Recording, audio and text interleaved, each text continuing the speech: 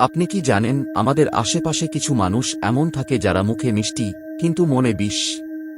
চাণক্য নীতিতে এইসব মানুষের বিষয়ে স্পষ্টভাবে সতর্ক করা হয়েছে। আজ জানুন সেই 5 ধরনের মানুষের কথা, যাদের থেকে দূরে না থাকলে আপনার সর্বনাশ নিশ্চিত। 1. যারা সব সময় অন্যের প্রশংসা করে, সামনে আর পিছনে আলাদা।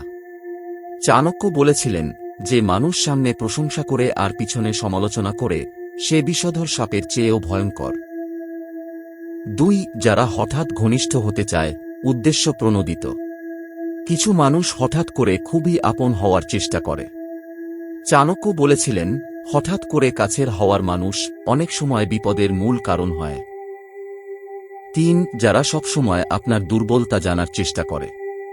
চাণক্য বলেছিলেন, তোমার দুর্বলতা যে জানে, সে চাইলে তোমাকে ধ্বংস করতেও পারে।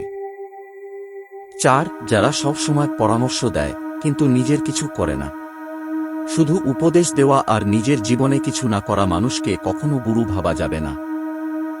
5. যারা চুপচাপ সব পর্যবেক্ষণ করে কিন্তু মুখে কিছু বলে না। চাণক্য বলতেন, সবচেয়ে ভয়ঙ্কর সেই ব্যক্তি যে চুপচাপ দেখছে কিন্তু কিছু বলছে না। সে সময় এলেই আঘাত করবে।